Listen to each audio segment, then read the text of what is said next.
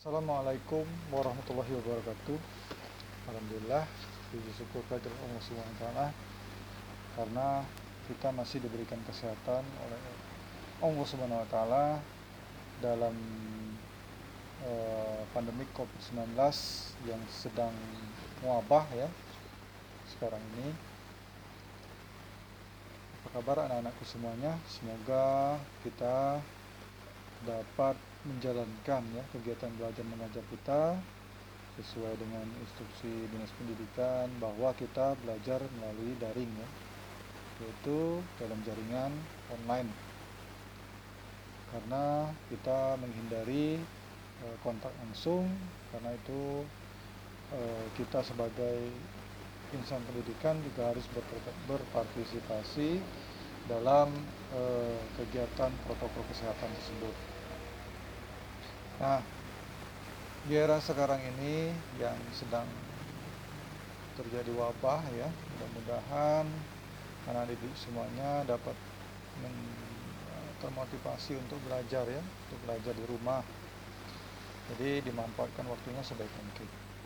Anak-anakku, pada kegiatan semester 1 ini, pada pertemuan pertama ini, saya selaku guru sejarah akan mengajar lewat daring ya, dalam jaringan atau secara online.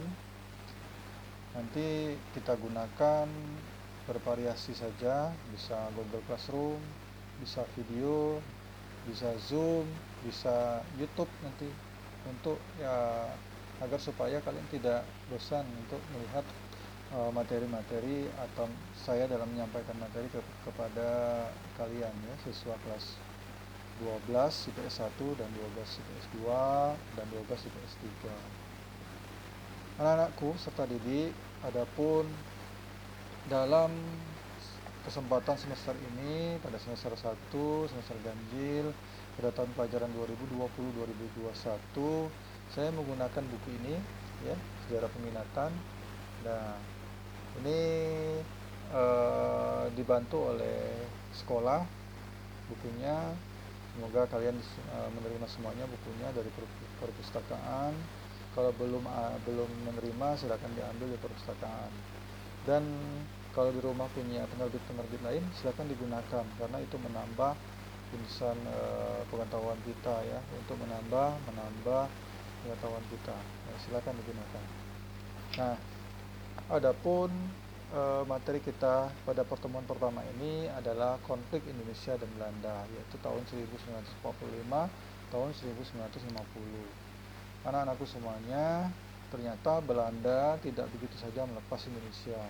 Akan tetapi walaupun Indonesia sudah menyatakan proklamasi kemerdekaan Republik Indonesia, ternyata Belanda ingin menjajah kembali Indonesia, yaitu lewat agresi militer Belanda pertama dan agresi militer Belanda kedua. Oke, anak-anakku, sebelum kita memulai kegiatan materi belajar, apakah kalian sudah mengisi absensi di Google Classroom, baik di situ, kemudian di WA group ya, silakan diisi absen dulu, jadi biar tahu itu bukti fisik bahwa kalian sudah mengikuti kegiatan materi pelajaran kita. Kalau sudah, silakan kita lanjutkan materi ini. Oke, saya akan menampilkan PowerPoint ya dalam kegiatan belajar kita. Silakan diperhatikan, dilihat, kemudian apabila perlu dirangkum sedikit di buku catatan ya. Oke. Ini judul kita, yaitu Konflik Indonesia Belanda tahun 1945 tahun 1950. Nah, adapun KD-nya perkembangan ekonomi, keuangan, politik, dan konflik Indonesia Belanda pada awal kemerdekaan. Nah, ini KD-nya ya. Ini peta konsepnya, konflik Indonesia Belanda. Itu ada konflik Indonesia Sekutu Belanda ya, yaitu berupa pertempuran Medan Area, Bandung Lautan Api, Palagan Ambarawa, kemudian pertempuran Surabaya 10 November, Puputan Margarana, agresi militer Belanda pertama, agresi militer Belanda kedua. Nah, kemudian perbedaan dalam menghadapi Belanda meliputi perbedaan ideologi, kemudian perbedaan strategi. Ideologi menyebabkan persoalan Piagam Jakarta, pembentukan negara demokrasi, dan pembentukan negara komunis. Strategi yaitu meliputi diplomasi, konfrontasi ya. Kemudian konflik Indonesia-Belanda pasca konferensi meja bundar disebabkan oleh masalah ekonomi atau masalah Irian Barat. Oke. Kita lanjutkan. Nah, struktur pasukan sekutu. Jadi sekutu masuk Indonesia tanggal 29 September tahun 1945 dengan membentuk APNI atau Allied Force of the Netherlands East Indies atau pasukan sekutu untuk Hindia Belanda dipimpin oleh Letjen Sir Philip Christison. Nah, APNI ini bagian dari SAC atau South East Asian Command, komando tertinggi sekutu di Asia Tenggara, dipimpin oleh Laksamana Lord Louis Mountbatten yang berkedudukan di Singapura dia ya. Adapun struktur organisasinya, kalau SEAC tadi di Singapura ya. Kemudian APNI sendiri itu berada di Indonesia yang dipimpin oleh Sir Philip Christison. Nah, di Indonesia sendiri dibagi menjadi 3, divisi India ke-5 itu di Jawa Timur, divisi India ke-23 itu di Jawa Barat, kemudian divisi India ke-26 itu di Sumatera. Adapun tugas-tugas APNI, yang pertama adalah menerima penyerahan kekuasaan dari Jepang, yang kedua membebaskan orang-orang sekutu yang ditawan Jepang atau interniran. 3, melucuti senjata pasukan Jepang dan memulangkan ke negaranya. Yang keempat, menegakkan dan mempertahankan kondisi aman sebelum diserahkan pada pemerintahan sipil. Yang kelima, menghimpun keterangan mengenai penjahat perang dan menuntutnya. Nah, upaya Belanda menguasai kembali Indonesia itu yang pertama adalah membonceng tentara sekutu. Ya, masuk pada tanggal 29 September tahun 1945. Kemudian membentuk NICA, yaitu Netherlands Indies Civil Administrasi, atau dalam bahasa Indonesia pemerintahan sipil Belanda di Indonesia. Kemudian yang kedua, upayanya adalah membentuk negara boneka, pendirinya Van Mook. Kemudian ketua orang Indonesia sendiri yaitu Sultan Hamid II. Apa tujuan negara boneka? Yaitu yang pertama mempersempit wilayah kekuasaan Republik Indonesia, yang kedua mengepung kedudukan pemerintah Republik Indonesia. Nah, yang ketiga, negara boneka Belanda disatukan dalam pemerintahan federal Belanda dengan nama BFO atau Bijeenkomst for Federal Overleg atau Badan Permusyawaratan Federal, dibentuk tanggal 27 Mei tahun 1948 di Bandung oleh Van Mook, ketua Sultan Hamid II. Nah, bagaimana negara-negara boneka Belanda, bentukan Belanda itu? Ada negara Indonesia Timur, NIT, kemudian negara Sumatera Timur, kemudian ada negara Sumatera Selatan, negara Jawa Timur, negara Pasundan, negara Madura, dan daerah-daerah otonom lainnya. Kemudian ada tahun berdirinya, ada wilayah kekuasaannya, dan ada wali negaranya. Nah, ini peta wilayah kekuasaan Belanda dan Indonesia. Ini yang warna merah itu wilayah negara Republik Indonesia, itu meliputi wilayah Sumatera, Jogja, dan Jawa Barat di ujung ya. Kemudian negara Belanda itu berwarna biru muda digambarkan, kemudian berwarna ungu itu daerah operasi militer Belanda, itu di daerah Jawa Tengah. Kemudian other area under Dutch control, tidak ada negara yang menguasai, itu berwarna kehijau mudaan ya. Tuh. Jadi inilah ideologi strategi menghadapi Belanda dari Indonesia ya. Nah, ini adalah pertempuran Indonesia dalam menghadapi Belanda setelah kemerdekaan. Jadi di situ ada pertempuran Medan Area, berada di Medan ya, Pulau Sumatera. Kemudian ada pertempuran Bandung Lautan Api, itu di kota Bandung. Kemudian ada pertempuran Singaparna, pertempuran Cilacap, kemudian pertempuran Palagan Ambarawa di Jawa Tengah, kemudian pertempuran Blitar, kemudian pertempuran 10 November berada di Surabaya, kemudian pertempuran Puputan Margarana berada di Bali. Nah, terjadi perbedaan ideologi dan strategi dalam menghadapi Belanda. Nah, perbedaan ideologi itu mengakibatkan munculnya perbedaan cara dalam menghadapi Belanda, terutama dari partai-partai yang berbeda ideologi, sehingga berakibat pada jatuhnya bangunnya kabinet pada awal kemerdekaan. Kemudian persoalan Piagam Jakarta atau Jakarta Charter menimbulkan pro kontra dari dua kubu, ya. Yaitu polemik Piagam Jakarta itu ada kelompok Islam, kelompok nasionalis. Nah, adanya upaya mendirikan negara komunis yang ditandai dengan terjadinya pemberontakan PKI Madiun. Itu Madiun Affair tahun 1948. Tokohnya Amir Saripudin dan Muso. Nah, yang menumpasnya adalah pasukan TNI dari 3 divisi Siliwangi, Diponegoro, dan Brawijaya. Bagaimana perbedaan strateginya? Strategi konfrontasi, alasannya semangat yang membara dari rakyat Indonesia cukup kuat untuk melawan kekuatan asing.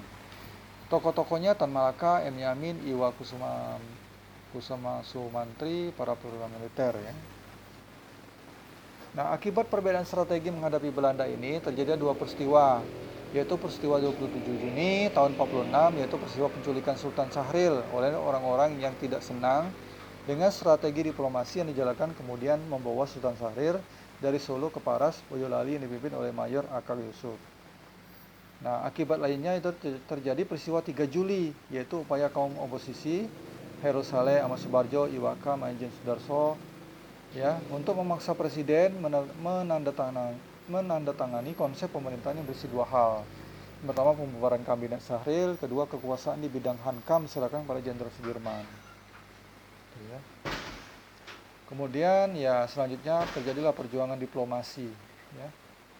Pihak yang terlibat Indonesia, Syahrir, Susanto, Rum, dan Gani. Kemudian Belanda ada Smaksbor dan Van Mook.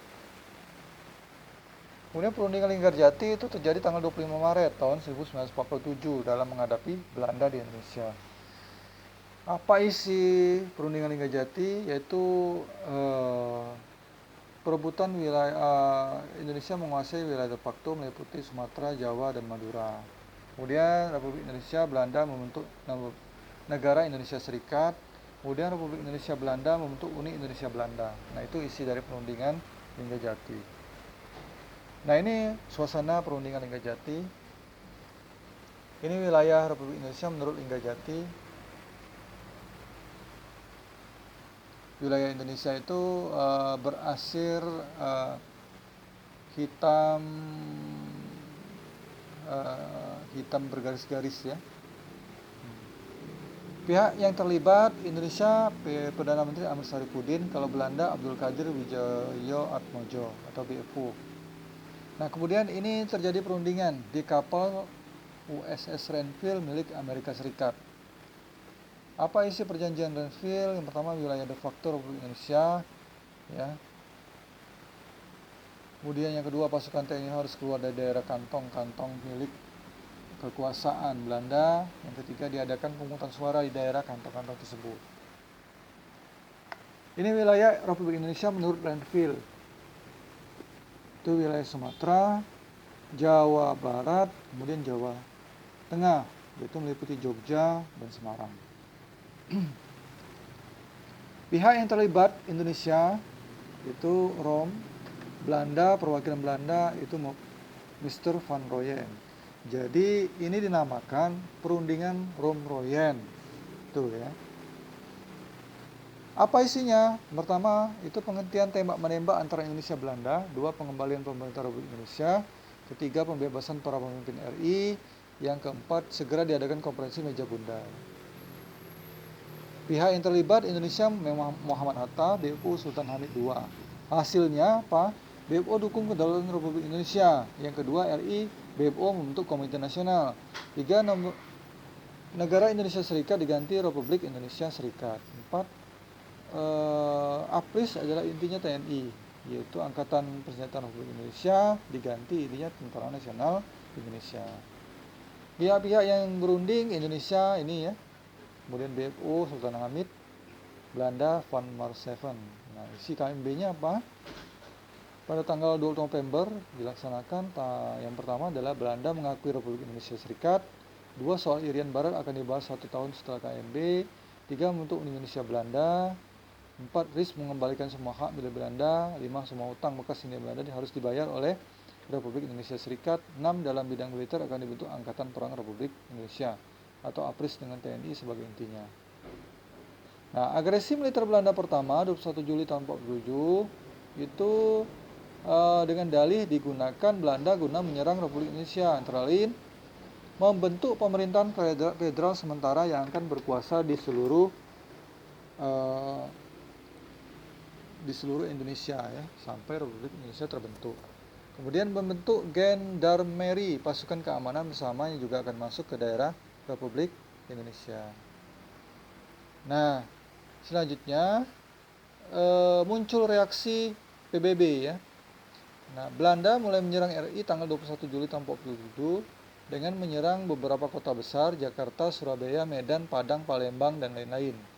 Reaksi pihak Indonesia menerapkan sistem pertahanan linier, yaitu dengan mengadakan gerakan defensif pertahanan secara total.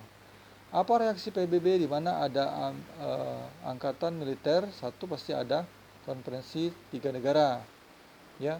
Nah, dibuatlah konferensi tiga negara dalam reaksi PBB itu. Amerika Serikat, Belgia, dan Australia. Amerika Serikat itu dipimpin oleh Frank Graham, Belgia itu Paul van Zielan, Australia itu Richard Kirby. Amerika Serikat itu penengah dalam konferensi tiga negara itu. Belgia itu mewakili Belanda, yaitu Paul van Zielan. Australia mewakili Indonesia, yaitu Richard Kirby. Nah, agresi militer Belanda kedua ini adalah disebut juga aksi Polisionil, yaitu aksi yang dilakukan Belanda dengan tujuan menjaga wilayah kekuasaannya.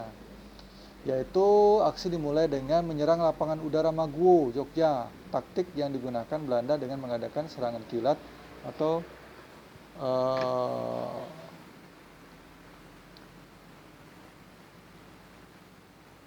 Blitzkrieg ya. Nah, hasilnya kota Jogja dapat dikuasai dan para pemimpin RI dapat ditawan, yaitu Soekarno, Hatta, dan Agus Salim. Apa reaksi pihak Republik Indonesia? Bidang militer menghadapi serangan Belanda, TNI menetapkan taktik pertahanan rakyat semesta, yaitu perang gerilya secara total dengan cara menyebarkan kekuasaan di seluruh wilayah yang disebut kantong-kantong perlawanan disejabarkan dalam perintah Kilat nomor 1 tanggal 12 Juni tahun 48. Apa isinya? Kita telah diserang oleh Belanda dengan menyerang Jogja dan lapangan terbang Maguwo di Jogja ya. Kemudian yang kedua, pemerintah Belanda telah membatalkan persetujuan gencatan senjata. Yang ketiga, semua angkatan perang menjalankan rencana yang telah ditetapkan untuk menghadapi serangan tersebut. Ini yang dijelaskan oleh Jenderal Sudirman. Ini peta gerilya Jenderal Sudirman. Ya.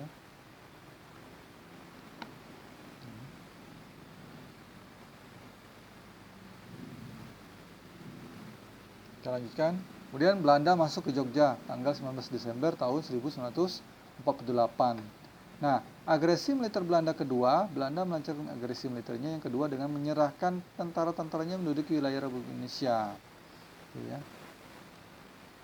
Juga dibentuknya adanya struktur pemerintahan militer antara lain Markas Besar Komando Jawa MBKD ya, dipimpin oleh Kolonel Aha Nasution. Kemudian Markas Besar Komando Sumatera dipimpin oleh Kolonel Hidayat. Apa tugasnya? Melaksanakan pemerintahan militer dan merencanakan perlawanan bersenjata terhadap Belanda. Nah itu ya. Taktik yang digunakan yaitu Vingage, yaitu gerakan untuk melangsungkan penyusupan ke dalam wilayah musuh.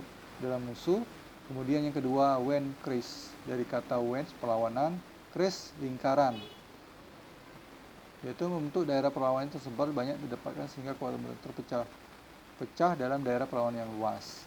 Hasil, dalam serangan umum 1 Maret 1949, TNI mampu menguasai kota Jogja selama 6 jam.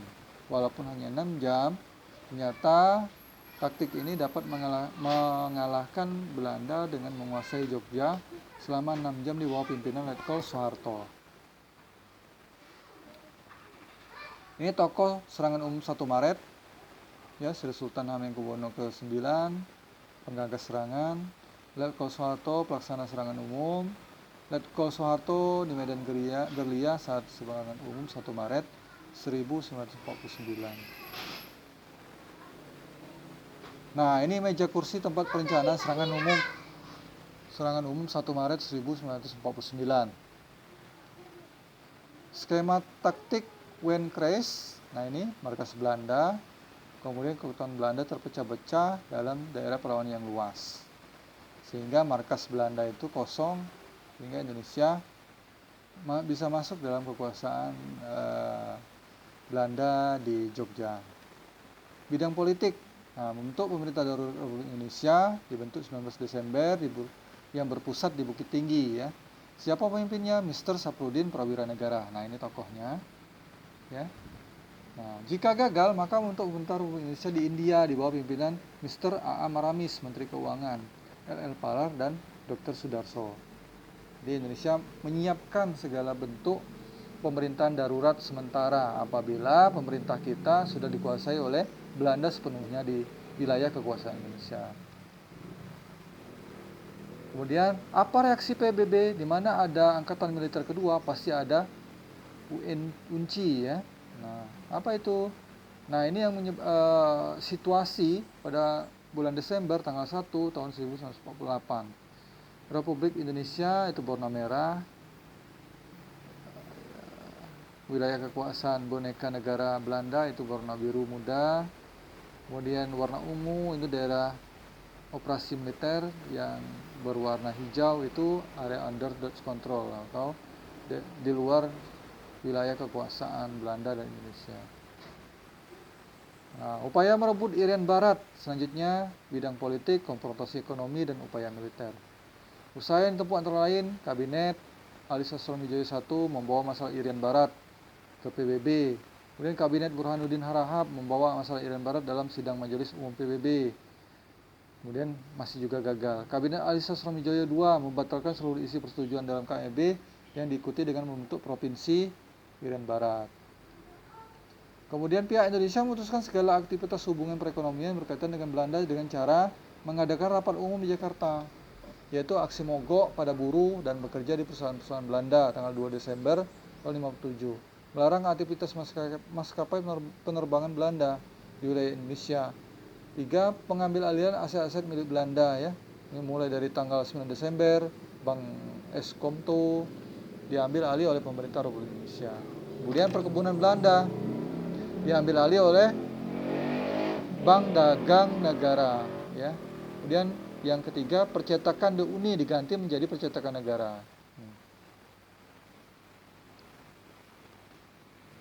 Upaya militer, ada 3 komando rakyat dibuat atau Trikora, gagalkan membentuk negara Papua bikinan kolonial, kibarkan sang merah putih di Irian Barat, bersiap untuk memobilisasi umum mempertahankan kemerdekaan dan kesatuan tanah air Indonesia. Susunan Komando Mandala, Panglimanya Maijen Soeharto, Wakil Panglima Kolonel Subono, Wakil Panglima II Kolonel Leo Watimena, Kepala Stafnya Kolonel Ahmad Tahir. Nah, ini tokoh-tokohnya ya, bisa kalian lihat. Ahmad Tahir. Fase-fasenya yaitu yang pertama infiltrasi untuk menyerang wilayah Papua yang masih dikuasai Belanda, infiltrasi yang pertama sampai akhir tahun 1962. Kemudian eksploitasi awal tahun 1963, kemudian konsolidasi tahun 1964. Nah, diselesaikan melalui persetujuan New York tanggal 19 Agustus atas ide dari diplomat AS. Isinya, Belanda akan menyerahkan Irian Barat kepada pengusaha pelaksana sementara PBB atau UNTA. Kemudian dibentuk namanya PPRA atau penentuan pendapat rakyat. Tahap pertama tanggal 24 Maret bentuk kegiatan konsultasi Dewan Kabupaten di kota. Tahap kedua berupa pemilihan Dewan Musyawarah Papera. Tahap ketiga berupa pelaksanaan Papera pada tanggal 4 Juli berakhir tanggal 4 Agustus tahun 1999. Nah, anak-anakku semuanya, alhamdulillah materi pada pertemuan pertama ini sudah saya sampaikan. Nah, adapun setelah materi pasti ada evaluasi. Nah, untuk evaluasi nanti saya tuliskan di deskripsi video ini, lihat saja di bawahnya. Nanti di situ ada, tidak banyak ya, cuma ada 2 soal yang kalian kerjakan, tapi kerjakan dengan bertanggung jawab, kerjakanlah dengan jujur. Ya, kerjakanlah sendiri-sendiri karena ya di musim COVID-19 pandemik ini hendaknya kita ya memacu diri untuk belajar ya di rumah. Anak-anakku, semoga kalian diberikan kesehatan oleh Allah Subhanahu wa taala. Jangan lupa sholat 5 waktu di rumah ya tetap. Dan semoga pertemuan pertama kita ini dapat memacu semangat dalam pertemuan-pertemuan berikutnya dalam mata pelajaran sejarah peminatan. Dan jangan lupa di like, komen, dan subscribe ya. Saya akhiri, wabillahi taufik walhidayah. Wassalamualaikum warahmatullahi wabarakatuh.